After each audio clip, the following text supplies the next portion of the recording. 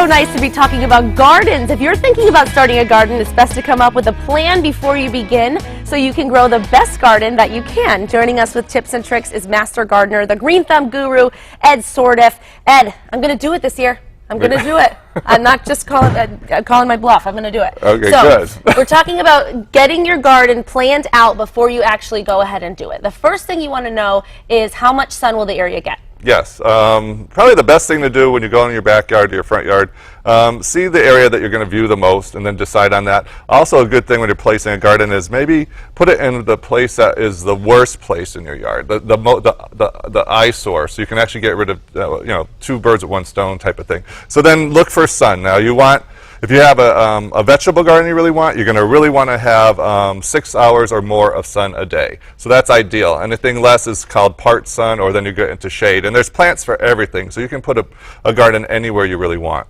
Right, but you just have to know. Yeah, you have to pay attention, see what the sun is. On some Saturday you're home, doing your housework, just see what's going on in the yard where you want that garden. All right, so now once you know where the garden's going to be, you want to use a hose or string to define the garden border. Yes, once you said, okay, I want my garden over there, I want it 30 feet. If you want a nice straight border, use 2 sticks and a string and pull it taut and you get a nice straight border. But if you want a nice undulating border, you can use a hose like this and just lay it down on the ground and work it and play with it and decide where that border feels good for you. And then when you're done with the hose, you can actually use flour or ground limestone and just trace out the line so you can remove the hose and you'll have a nice mark on the ground where you're going to put your garden. So you'll see exactly where it is. And then you have to dig up the grass. Yes, then you will go in, you decided you got rid of the hose, you're going to now dig out the grass on the top, any weeds, any rocks that are in there, and now you're starting to prepare the bed. You can see if that actually looks good for you. Mm-hmm. Now you want to see what the soil pH is, because you need to know based on what you're planting there. Yes, in New England we have really acidic soil. We have acid rain, we have oak trees and pine trees, and they all make it a little bit more acidy. So if a soil is too acidy, some plants won't grow there. So you can just add garden lime to that and that'll mend it. So you can actually do a soil test. Master gardeners do that, UMass does that. You can actually see exactly what's going on with your soil and then you can take care of it then. Good. So once you've done that, then you need to know our zone. Yes. Tell us about zones. Okay, zones. Zones are basically their numbers. We are basically, in New England, we have all different zones. You have like 6s. The higher in numbers you go, the warmer it is. The lower in numbers you go, the colder it is in the winter. So in New England, I know I'm really a 5, maybe a 4 up in the hill towns. Mm-hmm. Most of the valley's a 5. If you live at the Cape, you're probably a 6. So it's a little bit warmer. You can take plants that take it. You can always go down your numbers. Like if you're a zone 5, you can get a 3 and a 4 and all the lower numbers, and those plants will survive perfectly through your winter. You don't want to be getting a 6 or a 7 because those plants will not survive. So basically, if you get a zone 5 plant or whatever it may be, then you're safe. Right? Yes, if you're a zone 5, yeah. Okay. Unless we have a really bad winter one year, which sometimes we do have. How would we find out? Well, there are zone maps. You can just you can Google it, see what where you live, and you see what zone you are. But like I said, generally a 5 is a good overall for us here. Perfect. Okay. Then we're going to talk about adding soil amendments. Now, you did touch on this quickly about adding lime to your soil, but there are things you might need to add to make your garden grow beautifully. Yes. The best time when you're just starting your garden and you've tilled over the soil is that you really actually want to have organics put in, and that's either compost.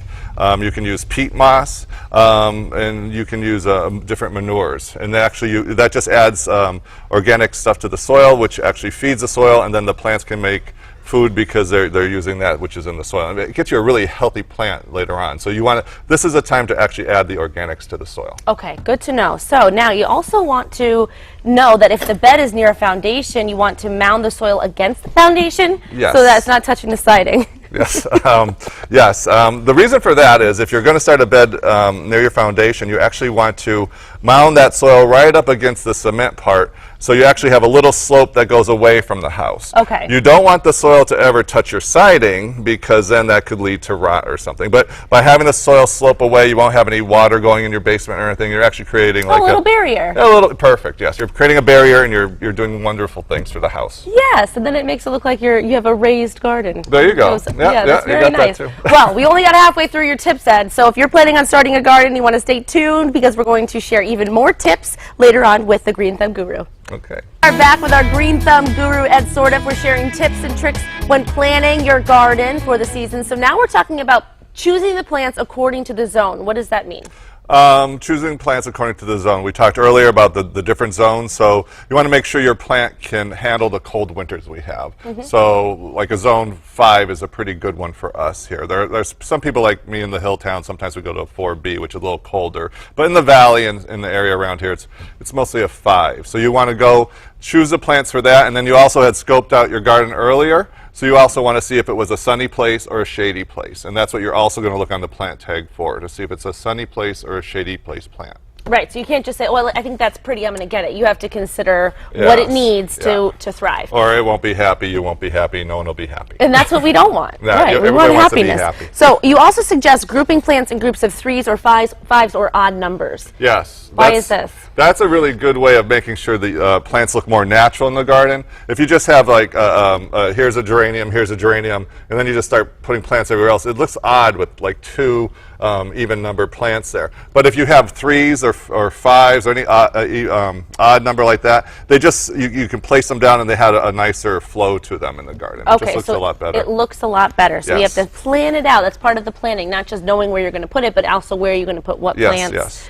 Also, large drifts of the same plants you suggest is a really good way to go as opposed to random spots. Yes, if you ever go to nature, you look in nature, you see a big, huge field of daisies. You'll see that they kind of go in big drifts of the plants. You don't see like 3 little daisies here and then a big space of grass and another 3 daisies. In nature, things create colonies, basically. So if you do the same thing at home, you're going to actually have a better looking garden. It'll have a better flow. It will look more naturalistic, and you'll just be more happy with the results again. So keep it in kind of groupings so that they can look more natural. Yes. Now, you also want to know what the plants look like all 4 seasons. Yes, yes. You had a problem we were talking about earlier in the year that you have a hydrangea in the front of the house, which is a beautiful plant. I mean, in its time of year, you've got those big floppy flowers and everything. But come winter, that plant, it really doesn't look very nice. It doesn't even have side branches. It's it's great for Halloween, but it just looks like sticks. Yeah, it just sticks in the front. And then you wanted to put Christmas lights around the foundation in the front.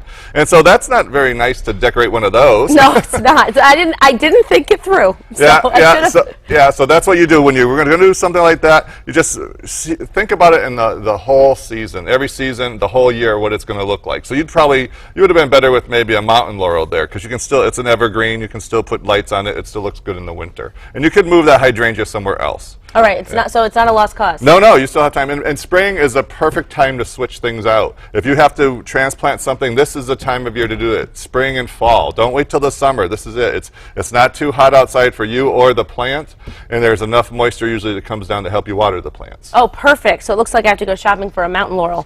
All right, now we're going to talk about planning for 4-season interest. What do you mean by that? Well, that's what we were basically just saying.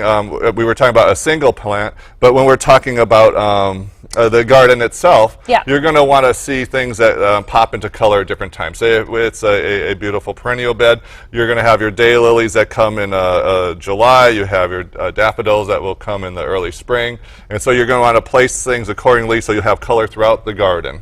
So this is not just thinking about where the shrubs are in front of your house, but the entire garden, colors, where things are, so you want to chart it out.